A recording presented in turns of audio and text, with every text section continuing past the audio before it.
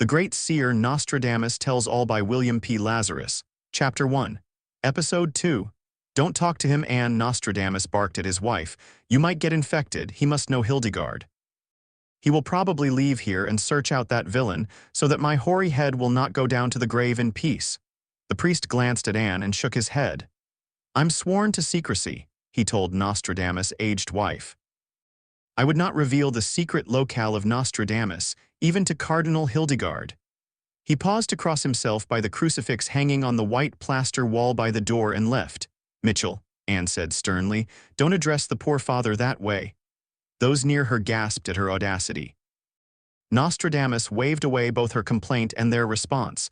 You'd understand if you knew more about Hildegard, he insisted. That monk has pursued me across Europe and would wreak his vengeance yet. The conversation ceased again. Everyone bent over, straining to hear the next words. Nostradamus dramatically and heavily cleared his throat, gesturing at someone nearby.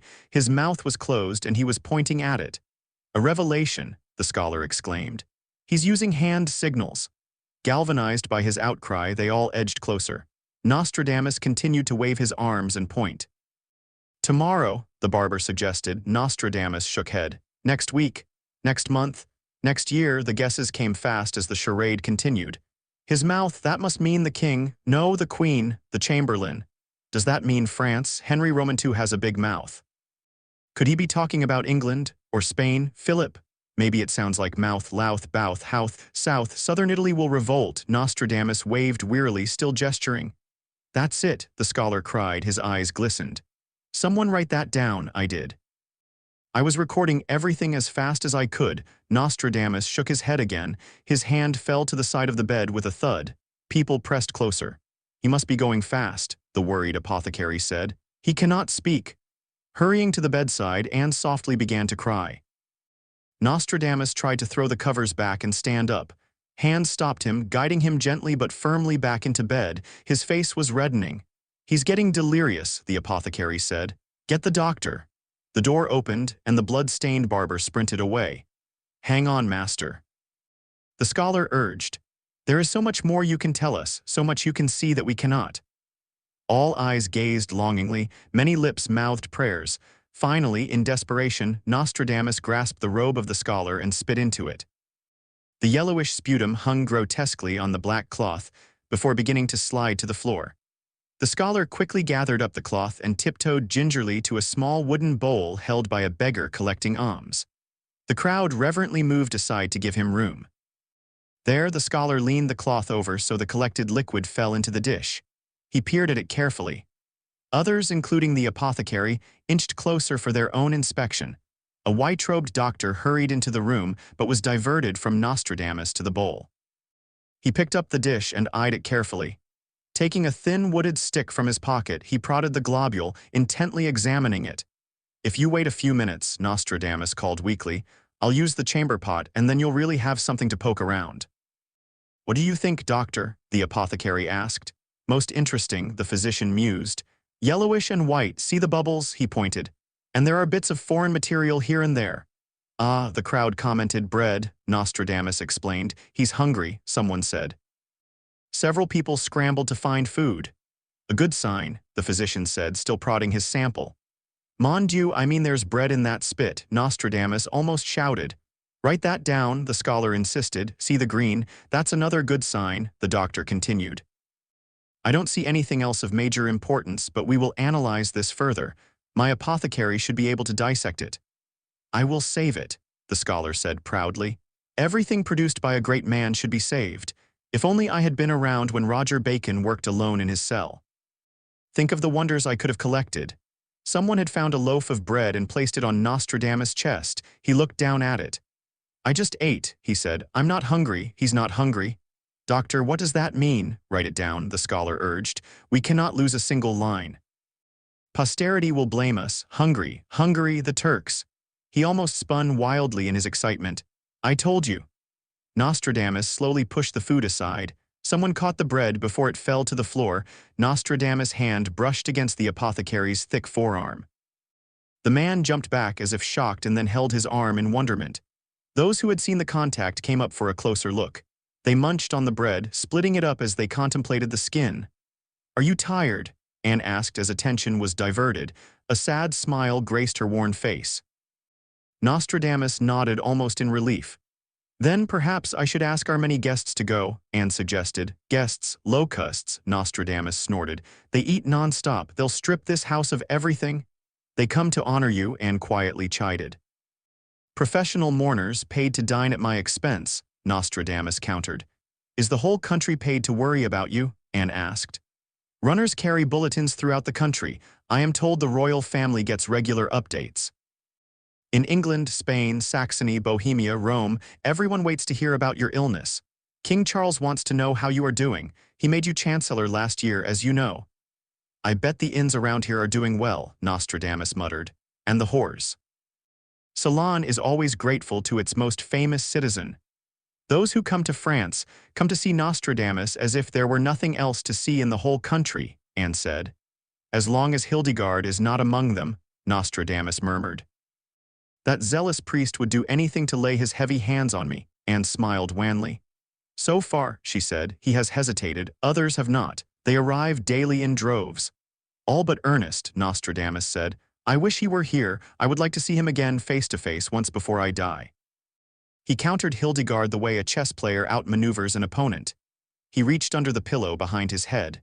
"Remember the missive that came earlier? It was another letter from Ernest." He glanced surreptitiously around the room. Only Anne and I were paying attention.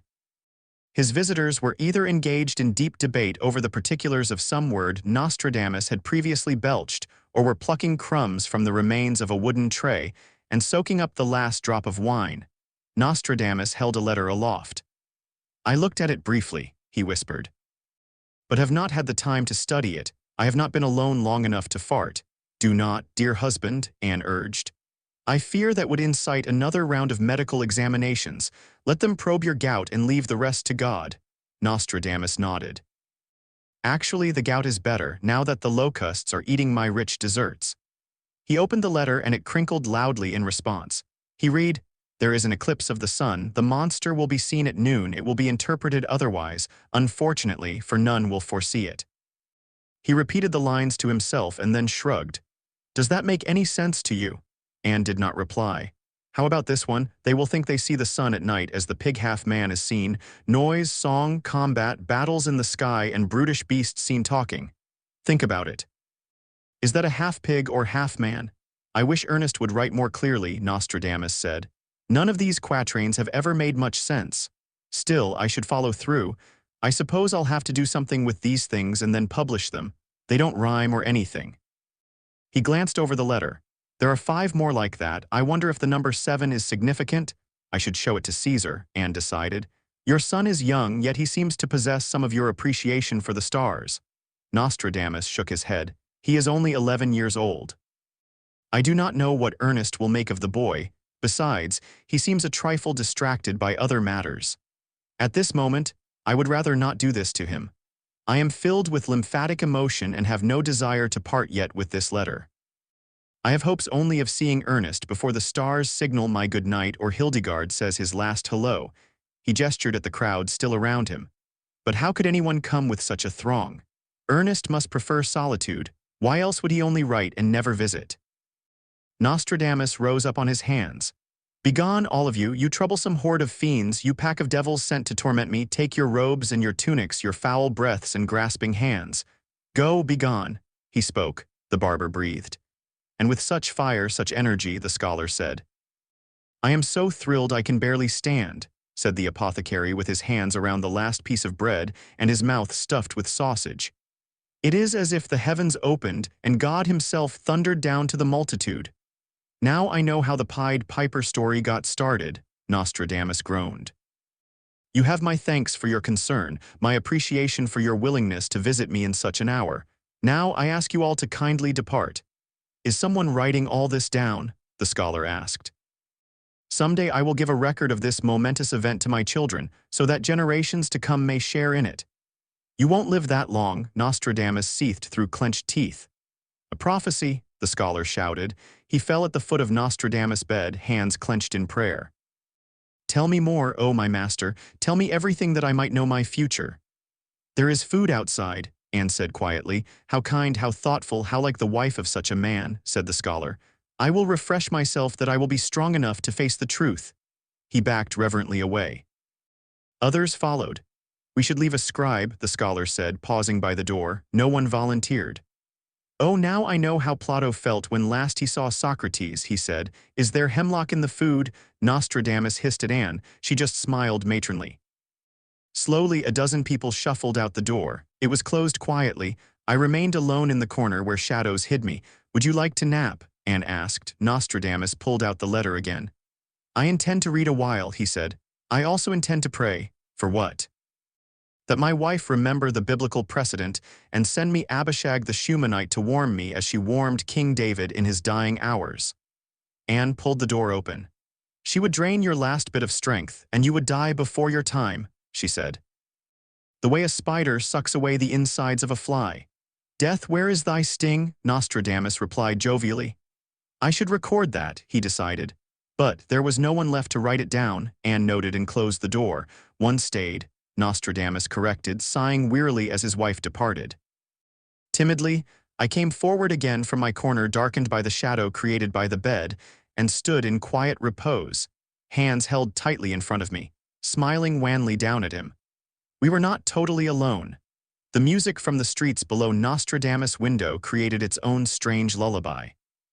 Old donkey-drawn carts clattered along the cobblestones, an occasional horse galloped by. Once or twice a carriage clopped below, its wheels clanging against the stone. Children called to each other and traded bawdy insults with housewives. If you enjoyed this episode, stick around to find out what happens in Chapter 1, Episode 3.